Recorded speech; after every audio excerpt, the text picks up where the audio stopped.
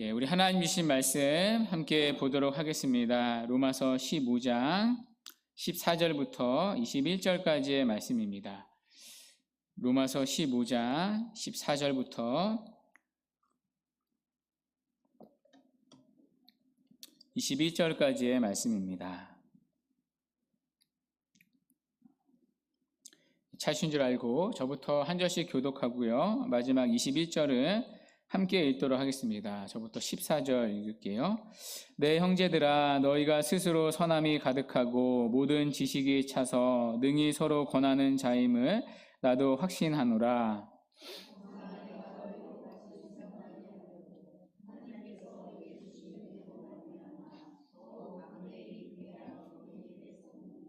이 은혜는 곧 나로 이방인을 위하여 그리스도 예수의 일꾼이 되어 하나님의 복음의 제사장 직분을 하게 하사 이방인을 제물로 드리는 것이 성령 안에서 거룩하게 되어 받으실 만하게 하려 하심이라.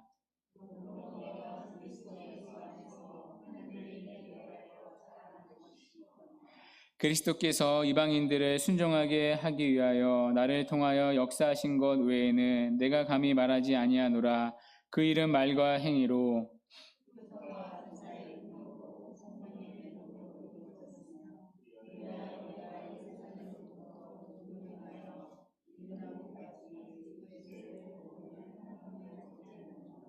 또 내가 그리스도의 이름을 부르는 곳에는 복음을 전하지 않기를 힘썼노니 이는 남의 터 위에 건축하지 아니하려 함이라.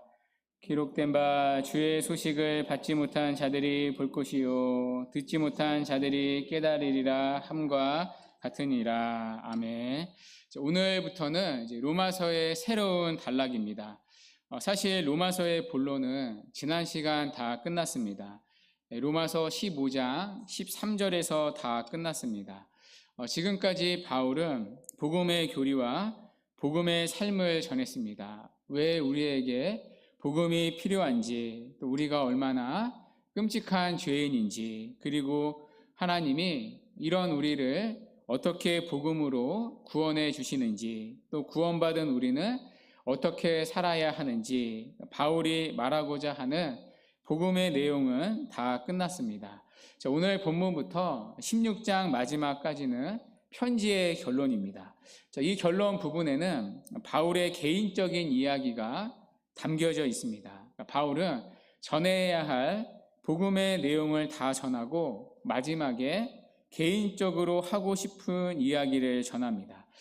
원래 바울은 웬만해선 자기 이야기를 하지 않는 사람입니다. 그런데 편지 막바지에 와서는 자기 이야기를 슬그머니 집어넣고 있습니다. 왜냐하면 로마 교회는 바울이 개척한 교회가 아니기 때문입니다. 바울이 목회한 교회도 아니었습니다. 바울이 한번 방문했던 교회도 아닙니다. 그러면 이 편지를 받는 로마 교회는 바울이 궁금할 수 있습니다. 바울이 어떠한 사람인지, 정말 사도가 맞는지, 바울이 대체 무슨 자격으로 이 복음을 전하는지 궁금해할 수 있습니다. 그래서 바울은 편지 마지막에 자신에 대한 이야기를 적습니다.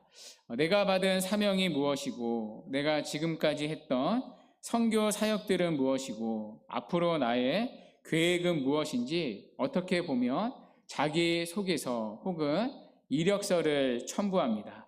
이 바울의 자기 소개서 이력서의 첫 번째 단락이 오늘 본문의 내용입니다. 오늘 본문에는 이 두 가지가 소개됩니다. 바울이 로마 교회에 편지를 보낸 목적과 바울이 받은 사명이 나옵니다. 먼저 바울은 로마 교회에 편지를 보낸 목적을 적습니다. 본문 14절인데요. 우리 14절 함께 한번 읽어볼게요. 시작. 내 형제들아, 너희가 스스로 선함이 가득하고 모든 지식이 차서 능히 서로 권하는 자임을 나도 확신하노라. 아멘. 바울은 먼저 로마 교회를 칭찬합니다. 세 가지 칭찬이 나오는데요. 첫째, 로마 교회 성도들은 선한 성도들이었습니다. 이 선함은요, 밖으로 표출된 행위 이전에 그들의 내적인 성품을 말합니다. 여러분, 눈에 보이는 행동은 연출이나 조작이 얼마든지 가능합니다. 자, 그러나 성품은 사람이 가장 변하기 어려운 인간의 성정입니다. 성품이 변하는 유일한 방법은 죽음입니다. 내 자아가 죽어야만 성품은 변합니다. 내가 죽지 않으면 악한 성품은 그대로 있습니다. 자, 그래서 바울은 에베소서 5장 18절에서 이 선함을 착함이라고 번역을 하면서 이 선함을 빛의 열매, 빛의 자녀들이 맺는 성령의 열매라고 말했습니다. 또 갈라디아서 5장 22절에서는 이 선함을 양선이라고 번역을 했는데요. 성령의 열매라고 말했습니다. 자, 그러니까 로마 교회는 성령의 열매가 있는 교회였습니다. 그러니까 성령으로 충만한 건강한 교회였습니다. 자, 둘째, 로마 교회는 모든 지식으로 충만했습니다. 이 지식은 하나님의 말씀을 말합니다. 존 스토트는 교리적인 지식이라고 했는데요. 로마 교회는 말씀에 대한, 교리에 대한 해박한 지식을 가졌습니다. 셋째, 로마 교회 성도들은 서로 권하는 자였습니다. 그러니까 혼자 선하고 혼자 말씀을 잘 아는 게 아니라 서로를 돌아보는 신앙의 공동체였습니다. 잘못하면 서로 책망도 해주고요. 서로가 서로의 신앙을 잡아주는 영적인 공동체였습니다. 여러분, 이 정도 교회면 건강한 교회 아닙니까? 성숙한 교회 아닙니까? 자, 그런데도 바울이 이 로마서를 보낸 목적이 무엇입니까? 자, 그 목적이 15절에 나옵니다. 15절을 보시면, 자, 그러나 내가 너희로 다시 생각나게 하려고 하나님께서 내게 주신 은혜로 말미암아 더욱 담대히 대략 너희에게 썼노니. 자, 여러분, 바울이 로마서를 보낸 목적이 무엇입니까? 너희로 다시 생각나게 하려고입니다. 자, 그러면 다시 생각나게 하려는 것이 무엇일까요? 바로 복음입니다. 여러분, 로마 교회는 이미 복음을 들었습니다. 복음을 알고 믿었던 성도들이었습니다. 자, 그 증거로 14절에 성령의 열매들이 나타난 거 아닙니까? 자, 그럼에도 바울은 또다시 복음을 가르칩니다. 왜냐하면 교회는 항상 복음이 필요하고 복음으로 계속 성장해야 하기 때문입니다. 자, 무엇보다 중요한 건 여전히 교회 안에는 예수님을 구주로 믿지 않은 채 앉아있는 사람들이 있기 때문입니다. 제가 지난번에 마틴 로이드 존스의 이야기를 한 적이 있는데요. 이분은 의사였는데 하나님의 부르심을 받고 말씀을 전하는 사람이 되었습니다. 사모님도 의사였는데 약혼자였던 이 로이드 존스가 목사가 된다고 하니까 사모님도 의사직을 포기하고 같이 사역의 길을 걸었습니다. 첫 교회에서 이제 목회를 하는데 로이드 존스 목사님의 소신이 있었습니다. 예배당 안에는 항상 불신자들이 앉아 있다는 소신이었습니다. 예배당 안에는 불신자가 앉아 있지 않는 날이 하루도 없다. 자, 그래서 로이드 존스는 일주일에 한 번 반드시 교회에는 십자가 복음이 선포되어야 한다는 소신을 가졌습니다. 자, 이 소신대로 이제 로이드 존스가 처음 목회지에서 매주 복음을 설교를 하는데요. 어떤 일이 벌어진 줄 아십니까?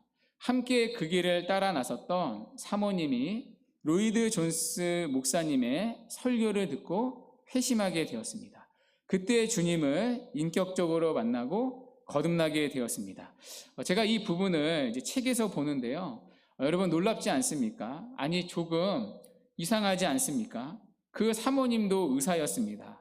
의사직을 내려놓고 남편이 하는 목회의 길을 함께 했습니다. 누구도 쉽게 하지 못하는 헌신이었습니다. 자, 그러면 스스로 어떤 생각을 했겠습니까? 나는 예수님을 믿은 사람이다. 나는 구원받은 사람이다. 생각하지 않았겠습니까? 자, 그런데 이 사모님이 하는 말이 나는 남편 로이드 존스의 설교를 듣고 회심을 경험했다고 했습니다. 그 전에는 그런 경험이 없었다고요. 그러니까 그 당시 영국에는 복음이 잘 설교되지 않았거든요. 그러니까 남편이 전하는 복음 설교를 듣고 예수님을 구주로 믿게 되었다는 고백을 했습니다. 여러분, 우리도 그럴 수 있습니다. 교회 안에 복음이 전해지지 않으면 이렇게 생각하는 사람들이 있을 수 있습니다. 교회는 다닙니다. 헌신하는 것처럼 보입니다. 그리고 자기는 하나님의 자녀라고 착각할 수 있습니다. 그러나 정작 예수님을 만나지 못한 사람들이 있을 수 있습니다. 여러분, 저는 사역을 하면서 덜어보았습니다. 겉으로는 믿음이 있어 보였는데 아니었던 분들을 덜어보았습니다. 또 신천지에 가족이 다 넘어간 경우도 있었습니다. 헌금도 많이 하고 하나님에 대한 분명한 고백도 있었는데 헌신도 했었는데 가족이 다 신천지에 넘어가 가슴 아픈 경험을 했었습니다. 그때부터 저는 어느 교회를 가도 늘 궁금합니다. 이 교회는 거듭난 성도가 과연 얼마나 될까?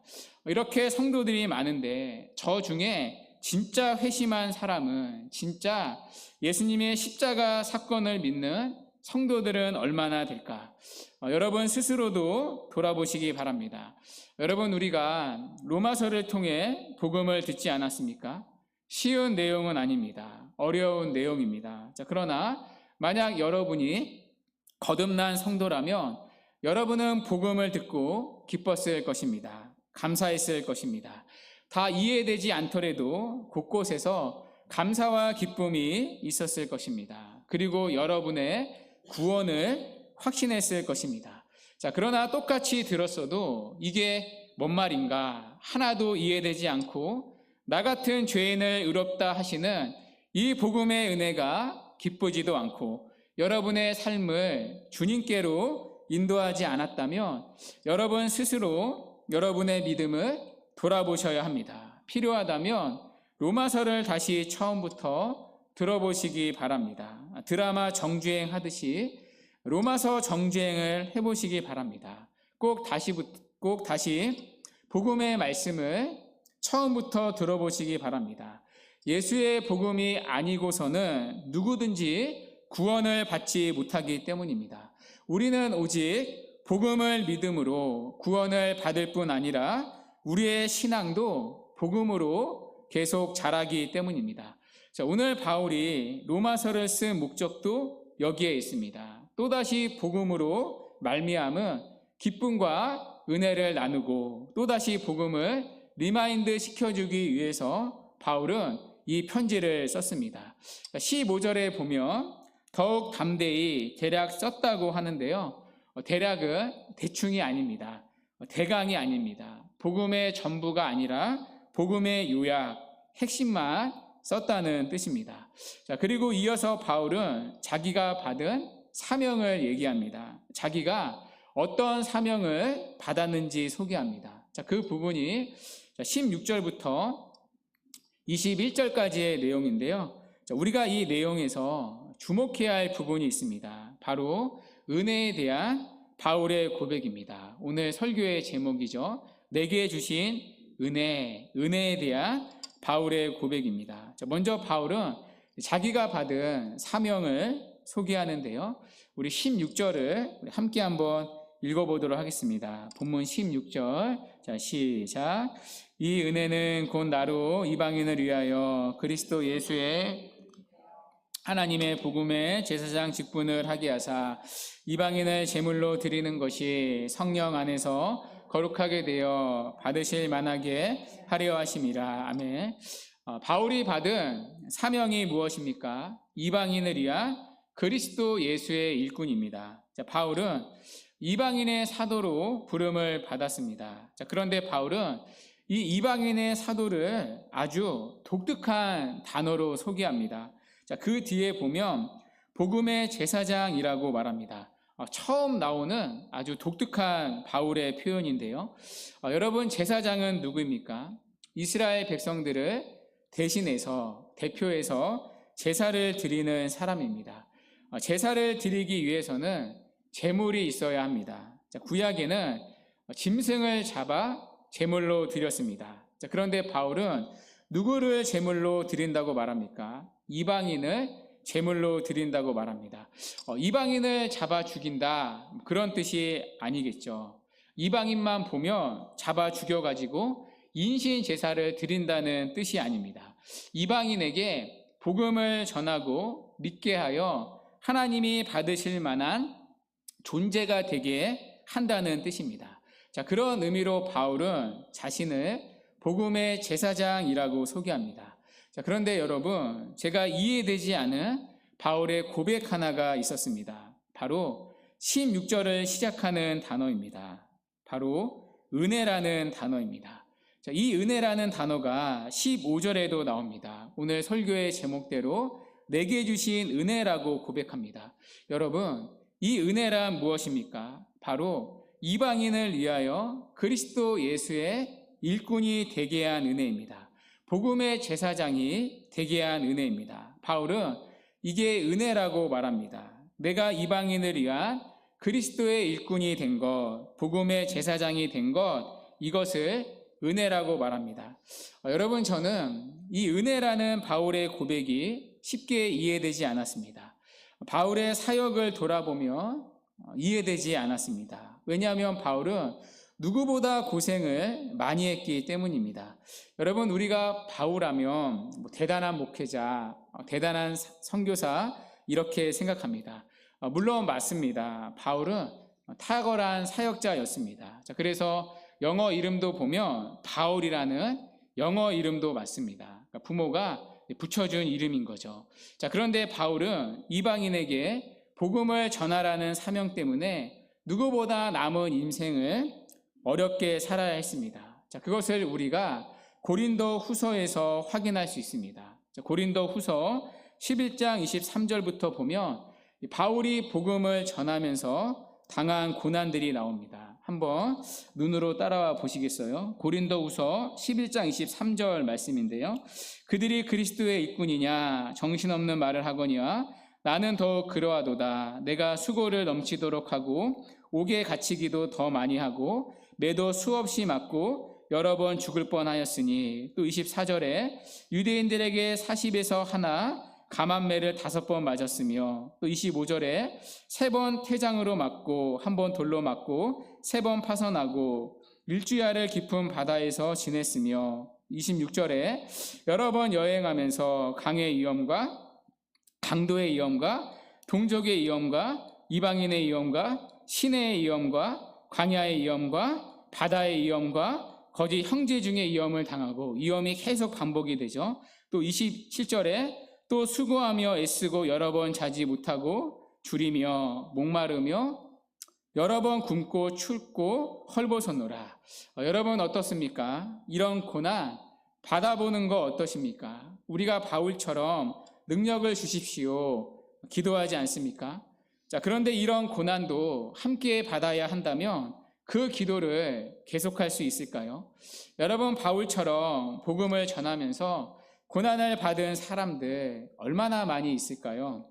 바울은 죽다 살아난 경험을 여러 번 했습니다. 고난도 온갖 종류의 고난을 다 겪었습니다. 사람이 겪을 수 있는 모든 고난을 다 겪었습니다. 자, 그렇다고 바울이 이런 고난을 이겨낼 만큼 몸이라도 건강한 사람이었습니까? 아닙니다. 그는 육신의 가시까지 얻게 되었습니다. 건강도 심히 나빴습니다. 자, 그렇다면 성도들이 바울을 인정이라도 해 주었습니까? 자, 우리야 바울을 알아주지 그 당시에는 전혀 그런 분위기가 아니었습니다. 자, 바울처럼 사도권 때문에 공격받았던 사람이 없었습니다. 여러분, 다른 사도들을 한번 생각해 보십시오. 자, 베드로가 나는 사도입니다 라고 말하는 거 보신 적 있습니까? 성경 어디에도 베드로가 나는 사도가 맞습니다 라고 변호한 적 없습니다. 그럴 필요가 없었습니다. 베드로는 다 사도라고 인정해 주었기 때문입니다. 자, 그러나 바울은 목회하는 내내, 선교하는 내내 이 사도권 때문에 시비가 붙었습니다. 바울은 어디를 가나 성도들로부터 당신은 사도가 아니지 않느냐 그런 의심과 비아냥을 계속 들었습니다. 자, 그런데 바울은 뭐라고 말합니까? 내가 이방인의 사도로 부름을 받은 것은 하나님이 내게 주신 벌이 아니라 하나님의 은혜라고 말합니다. 자, 더군다나 여러분, 바울은 그 전에 어떠한 사람이었습니까? 바울은 한때 잘 나가던 사람이었습니다. 부활주일날 말씀드리지 않았습니까? 세상적인 기준으로 보면 바울은 아쉬울 게 없는 사람이었습니다. 돈으로도 못 산다는 로마 시민권을 날 때부터 가지고 있었습니다. 가정도 유복했습니다.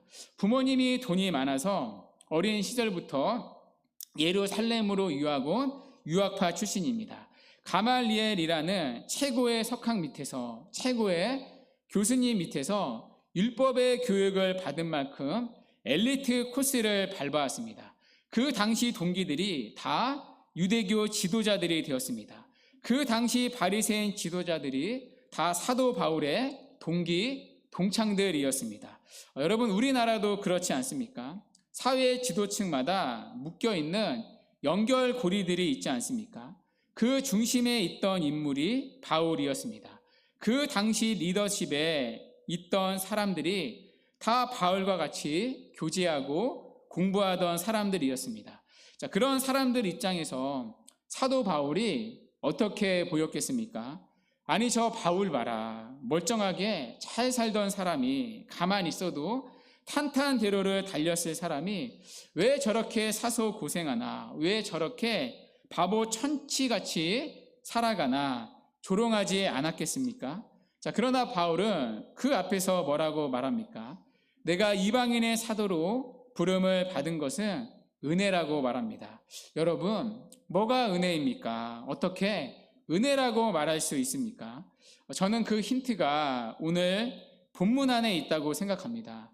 좀 전에 말씀을 드렸듯이 오늘 본문 안에는 아주 독특한 표현이 하나 나옵니다. 바로 복음의 제사장이라는 표현입니다. 자, 바울은 제사장이되 복음의 제사장이라고 자기를 독특하게 표현합니다.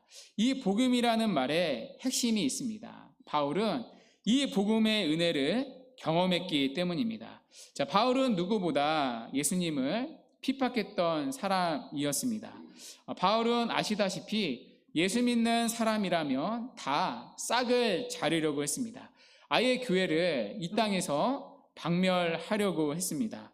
그날도 바울은 예수 믿는 사람을 다 잡아 죽이려고 다메섹으로 가고 있었습니다.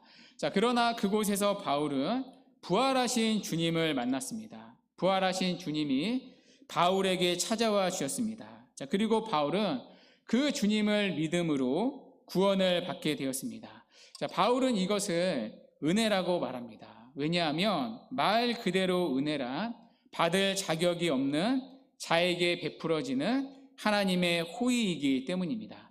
자, 바울은 그 복음의 은혜를 경험했습니다. 자, 그리고 복음을 전하는 사명을 세상의 그 무엇보다 귀하게 여겼습니다. 왜냐하면 복음은 모든 믿는 자에게 구원을 주시는 하나님의 능력이기 때문입니다. 나 같은 죄인도 복음을 믿고 구원을 받았다면 그러면 누구든지 예외 없이 더 큰 죄를 지었던 죄인일지라도 이 복음을 믿기만 하면 구원을 받을 수 있을 텐데 이 복음을 전하는 것만큼 귀한 일은 없겠구나. 복음을 전하는 일을 가장 가치 있게 여겼습니다. 자, 그래서 바울은 이 복음을 전하는 사도로 부름을 받은 것도 하나님의 은혜라고 고백합니다. 여러분, 제가 목사로 부름을 받았을 때도 이런 마음이 있었습니다. 제가 복음을 듣고 예수님을 믿게 되지 않았습니까? 전에는 예수님 없다고 하고 다녔는데 복음을 듣고 예수님을 만나게 되니까요. 그때부터 정말 삶이 달라지기 시작하더라고요. 자, 그런데 그때부터 예배를 드리며 하나님이 주시는 마음이 있었습니다. 목사님이 이렇게 앞에서 말씀을 전하지 않습니까? 자, 그러면 그런 생각이 문득 들었습니다. 내가 만일 남은 인생을 무언가를 위해 살아야 한다면 나도 목사님처럼 복음을 증거하며 살고 싶다. 말씀을 전하는 사람으로 살고 싶다. 그런 마음이 계속 들었습니다. 제가 복음의 말씀을 듣고 구원을 받으니까 이 기쁨이 너무나 컸습니다.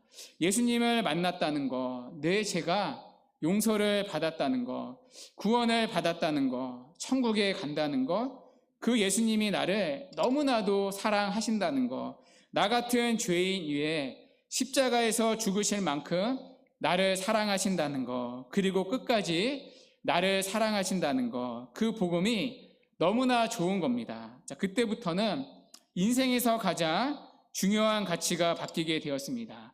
이 복음을 전하는 일에 내 평생을 드리고 싶다.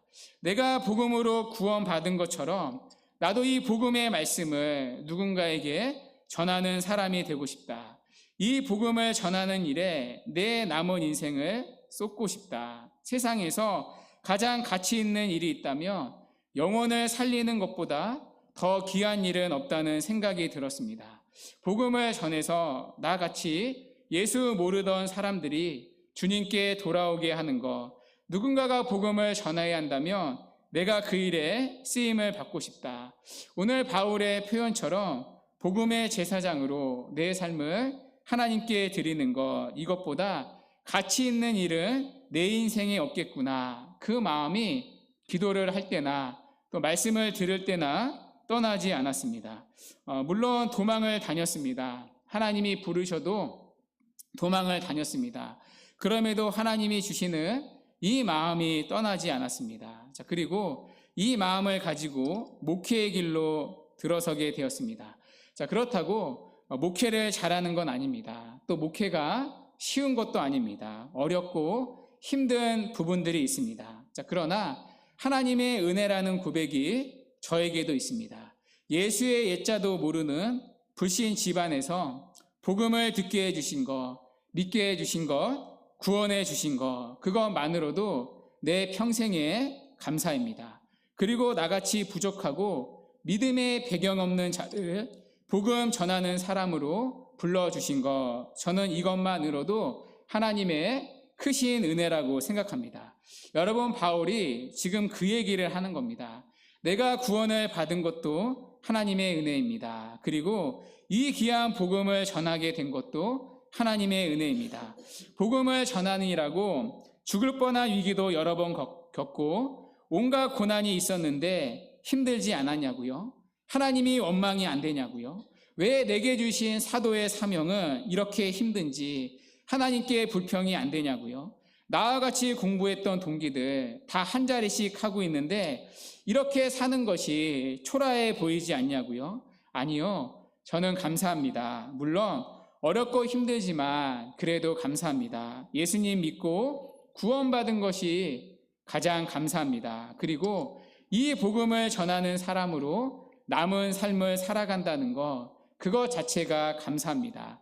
나 같은 사람이 이런 일을 감당할 수 있는 사람이 되었다는 것, 얼마나 기쁘고 감사한지 모르겠습니다. 나는 하나님께 누구보다 큰 은혜를 받은 사람입니다. 바울은 지금 그 얘기를 하는 겁니다.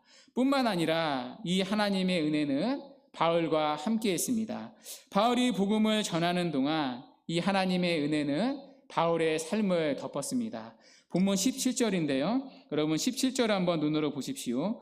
그러므로 내가 예수 안에서 하나님의 일에 대하여 자랑하는 것이 있거니와, 바울은 여러분 무엇을 자랑합니까? 하나님의 은혜를 자랑합니다. 17절에 보면 그리스도께서 이방인들을 순종하게 하기 위하여 나를 통하여 역사하신 것 외에는 내가 감히 말하지 아니하노라. 아멘. 여러분, 너무나도 귀한 바울의 고백이 있습니다. 나를 통하여라는 고백입니다. 내가 한 일이 아니라는 고백입니다. 내가 전한 복음을 듣고 이방인들이 주님을 믿게 된 거 내가 한 일 아닙니다. 하나님이 나를 통하여 하신 일입니다. 하나님의 일이기 때문에 그분이 하신 일입니다. 다만 저는 쓰임을 받았을 뿐입니다.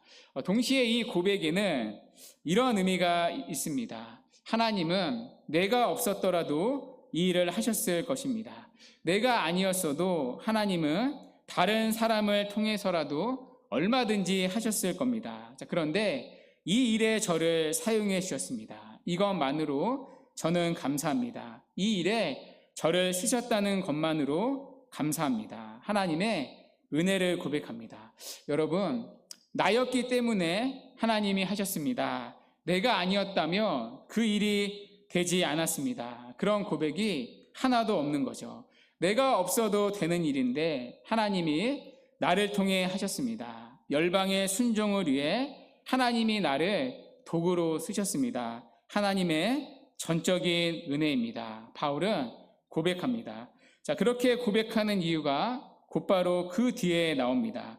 자, 18절 뒤에 나오는 바울의 고백을 보십시오. 자, 그 일은 말과 행위로, 표적과 기사의 능력으로, 성령의 능력으로 이루어졌다고 말합니다. 자, 바울은 말로 복음을 전했습니다. 또 행위로, 삶으로 복음을 증거했습니다. 자, 그리고 복음을 전하는 가운데 표적과 기사의 능력이 나타났습니다. 자, 그런데 이 모든 일이 누구의 능력이었습니까? 바로 성령의 능력으로 이루어진 일이라고 고백합니다. 자, 그 결과 바울은 맡겨진 사명을 잘 감당할 수 있었습니다. 자, 그 고백이 19절의 마지막 고백입니다.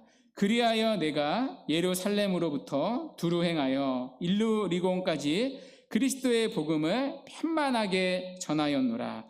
여기 일루리곤은 좀 생소한 지명입니다. 성경에서 딱 한 번 여기서만 나오는 지명입니다. 자, 이 일루리곤은 현재 알바니아 그리고 유고 슬라비아를 가리킵니다. 이 바울이 전도한 지역 중에 가장 서쪽에 위치합니다. 이렇게 들으면 지금 뭔 말인가 머릿속에서 헤매고 계실 텐데요. 지도로 한번 보여드리겠습니다. 여기 이제 왼쪽 끝이 제가 보기에는 오른쪽 밑에 끝에 예루살렘에 있습니다. 바울은 예루살렘을 자신의 사역의 출발점으로 잡았습니다. 자, 그리고 저쪽 왼쪽 위에 일루리곤인데요. 보시면 이제 로마가 있는 이달리아 반도의 맞은편에 있습니다. 로마로 가기 전에 마지막 지역이 일루리곤입니다. 예루살렘부터 일루리곤까지는 아주 먼 거리입니다. 35,000km라고 하는데요. 제가 1부 때 이 말씀을 드리니까 설교 끝나고 예배 끝나고 한 집사님이 물어보시더라고요. 목사님, 35,000km가 아니라 3,500 아니냐고.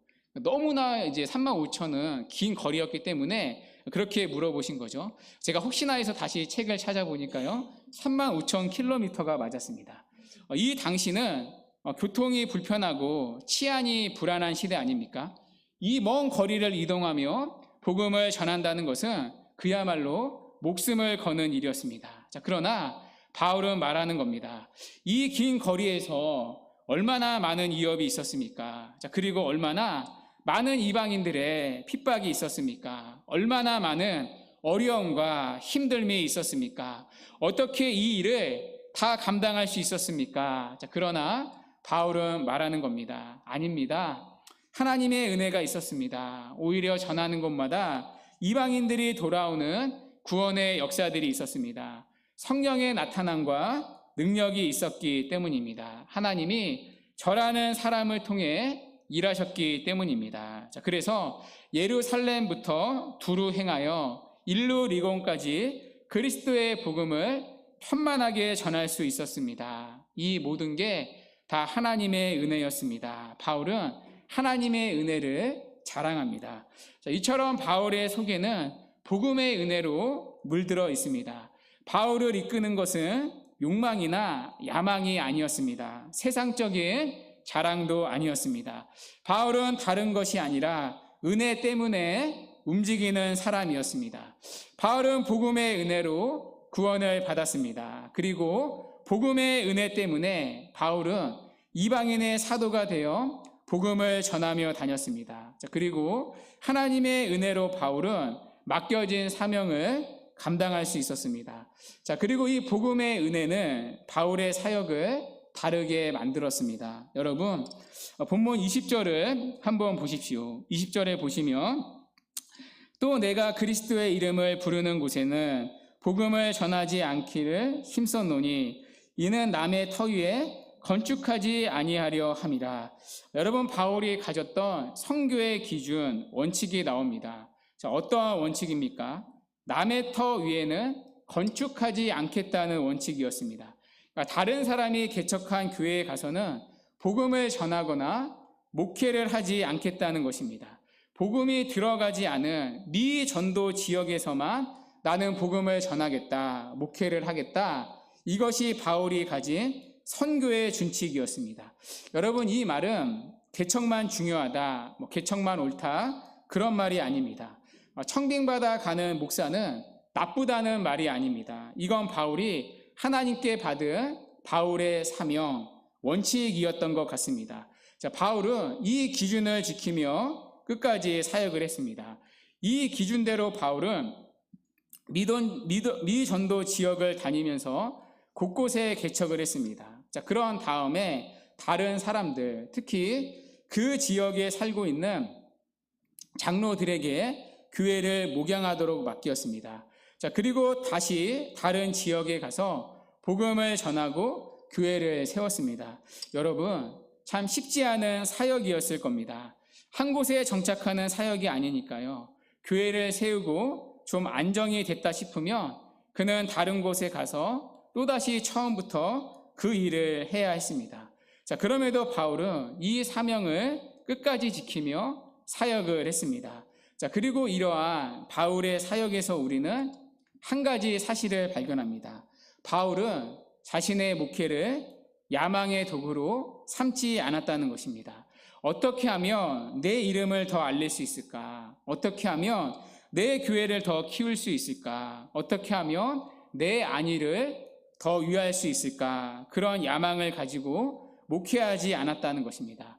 바울은 철저히 하나님의 뜻에 따라 하나님이 주신 소명을 따라 목회를 했습니다. 그리고 한 영혼에게라도 더 복음을 들려주기 원하는 마음으로 진실되게 목회를 했습니다. 제가 이 부분을 묵상을 하는데요. 헨리 나우엔이 쓴 세상의 길, 그리스도의 길이라는 책이 떠올랐습니다. 한 10년 전쯤에 제가 청년 사역할 때 청년들과 읽고 나눴던 책인데요. 자, 그 책에 보면 이런 문장이 있었습니다. 욕망은 상향성의 삶을 추구하고 소명은 하향성의 삶을 추구한다.